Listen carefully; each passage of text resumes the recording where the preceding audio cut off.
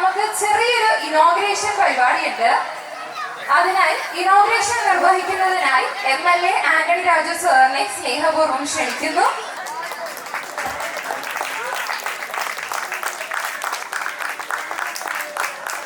Thiruvananthapuram west മണ്ഡലത്തിൽ നിന്നും നിയമസഭയിലേക്ക് തെരഞ്ഞെടുക്കപ്പെടുകയും ജനങ്ങളുടെ പ്രശ്നങ്ങളിൽ നേരിട്ട് ഇടപെടുകയും 2021 തിരുവനന്തപുരം നിയോജക മണ്ഡലത്തിൽ നിന്നും റോഡ് ട്രാൻസ്പോർട്ട് മോട്ടോർ വാഹന ഗതാഗത വകുപ്പുകളുടെ മന്ത്രിയായി സേവനമനുഷ്ഠിക്കുകയും പിന്നോക്ക വിഭാഗങ്ങൾക്കും സാധാരണ ജനങ്ങൾക്കും വേണ്ടി ശബ്ദമുയർത്തിയ ധീര നേതാവും വികസനത്തിനും നീതിക്കും ഒരുപോലെ പ്രാധാന്യം നൽകി പ്രവർത്തിക്കുന്ന നമുക്കേവർക്കും പ്രിയങ്കരനും ബഹുമാനീയനുമായ MLA ആന്റണി രാജു സാറിനെ ഡോൺ ബോസ്കോ സൊസൈറ്റിയുടെ ആർക്കും പാടാം എന്ന പരിപാടിയിലേക്ക് സ്നേഹപൂർവ്വം ക്ഷണിക്കുകയും സാറിന്റെ വാക്കുകൾക്കായി നമുക്കേവർക്കും കാതോർക്കാം. പ്രിയമുള്ളവരെ, ഡോൺ ബോസ്കോ വീടിന്റെ ആഭിമുഖ്യത്തിൽ സ്വാതന്ത്ര്യ ലബ്ധിയുടെ 29ാം വാർഷികത്തിന്റെ ഈ രാത്രി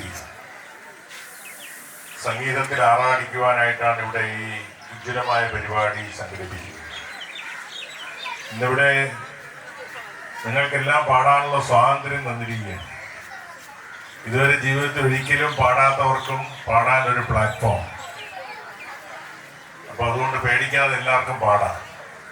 ചിലപ്പോൾ ഇവിടെ നിന്നായിരിക്കും നല്ലൊരു പാട്ടുകാരിയോ പാട്ടുകാരനോ കേരളത്തിൻ്റെ സംഗീത ലോകത്തേക്ക് സംഭാവന ലഭിക്കാൻ പോകുന്നത് നമുക്ക് അറിഞ്ഞുകൂടല്ലോ.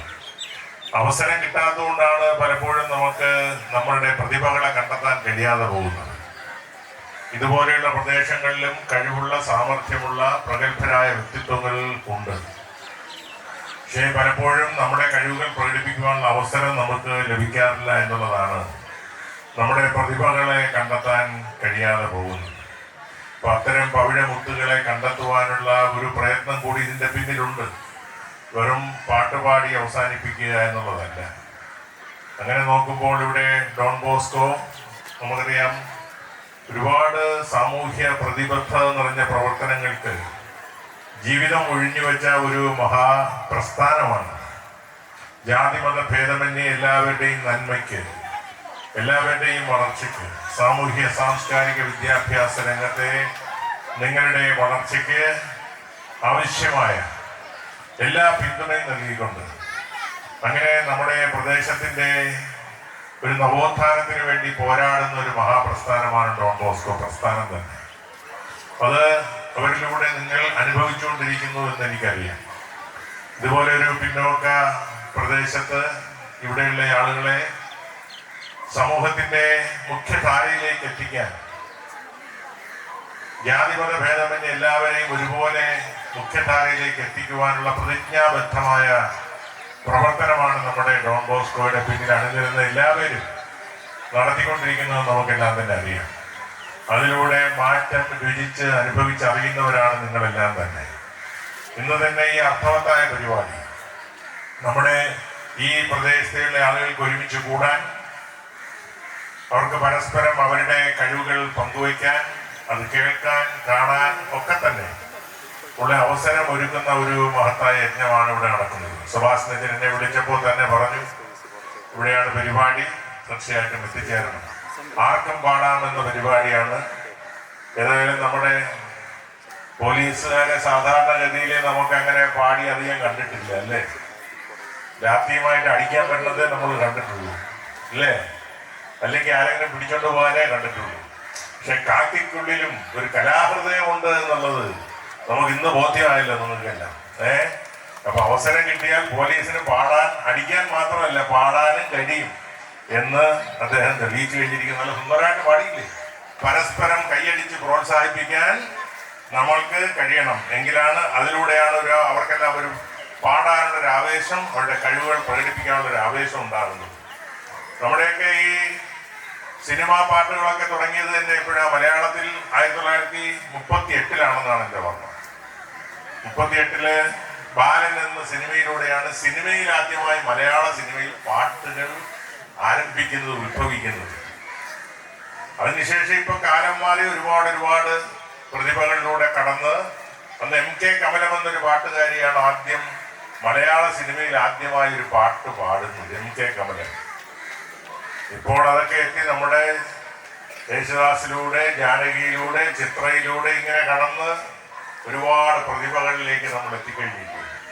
മലയാള സിനിമ എത്രയോ നല്ല നല്ല സിനിമാ ഗാനങ്ങൾ, സിനിമാ പാട്ടുകൾ സംഭാവന ചെയ്ത ഒരു മഹാപ്രസ്ഥാനമാണ് മലയാള സിനിമ.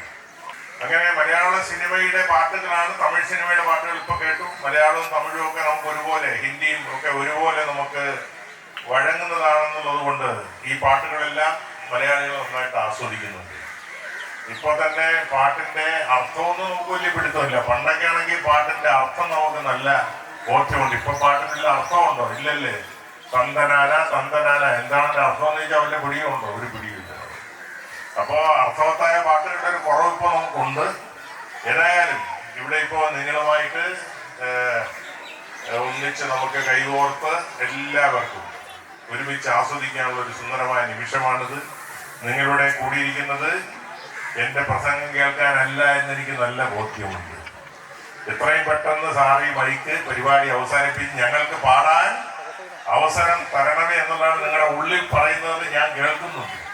അപ്പൊ ഇനി ഞാൻ കൂടുതൽ പ്രസംഗിച്ചാൽ ഉണ്ടാകുന്ന ദുരന്തം എനിക്കറിയാം. അതുകൊണ്ട് ഞാനൊരു സാഹസത്തിന് മുതിരുന്നില്ല. സംഗീതം എപ്പോഴും മനുഷ്യനെ സംബന്ധിച്ചിടത്തോളം മനുഷ്യന് ശാന്തിയും സമാധാനവും ഒരുപാട് സുഖവും പകരുന്ന ഒന്നാണ് പാട്ട്, അല്ലേ? പാട്ട് നമ്മുടെ ജീവിതത്തിൽ സുഖദുഃഖ സമ്മിശ്രമായ ജീവിതത്തിൽ പാട്ട് നൽകുന്ന ഒരു സാന്ത്വനം വളരെ വലുതാണ്. നമ്മുടെ പ്രയാസങ്ങൾ ഉണ്ടാകുമ്പോൾ ഒരു പാട്ട് കേൾക്കുമ്പോൾ, ഒരു പാട്ട് പാടുമ്പോൾ നമുക്കുണ്ടാകുന്ന ഒരു അനുഭവം എത്ര വലുതല്ലേ. ചെവിയിലൂടെയാണ് പാട്ട് കേൾക്കുന്നതെങ്കിലും ആ പാട്ടുകൾ നമ്മുടെ ഹൃദയത്തെയാണ് ഉണർത്തുന്നത്, അല്ലേ?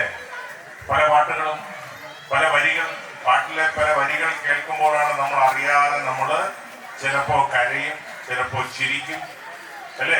ചില പാട്ടുകൾ ഉണ്ടാക്കിയിട്ടുള്ള വിപ്ലവങ്ങൾ വളരെ വലുതാണ്. ഭരണത്തിന്റെ മാറ്റങ്ങൾ പോലും ചില പാട്ടുകളിലൂടെ ഉണ്ടാക്കിയിട്ടുണ്ട്.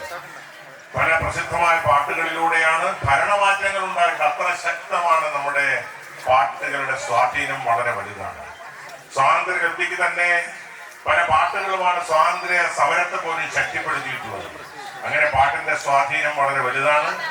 ആ ഒരു സ്വാധീനമുള്ള ഒരു മേഖലയാണ് ഇന്നിവിടെ ആവിഷ്കരിക്കപ്പെടുന്നത്. അപ്പൊ ഇവിടെ ജീവിതത്തിൽ ഒരിക്കലും സ്റ്റേജിൽ കയറി പാടാൻ അവസരം കിട്ടാത്തവർക്കെല്ലാം ഇന്നിവിടെ ഇഷ്ടംപോലെ പാടാം.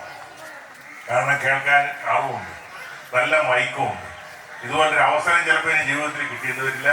അതുകൊണ്ട് ഈ അവസരം എല്ലാവരും ഭംഗിയായി പ്രയോജനപ്പെടുത്തുക. നിങ്ങളുടെ ഈ പരിപാടി നമ്മുടെ സ്വാതന്ത്ര്യത്തിന്റെ 79ാം സ്വാതന്ത്ര്യ ദിനാഘോഷ പരിപാടിയുടെ ഭാഗമായി ഡോൺ ബോസ്കോ വീട് സംഘടിപ്പിക്കുന്ന ആർക്കും പാടാം എന്ന പരിപാടി നിങ്ങളുടെ എല്ലാം അനുഭവത്തോടെ ഔപചാരികമായി ഉദ്ഘാടനം ചെയ്യുന്നു. നന്ദി, നമസ്കാരം.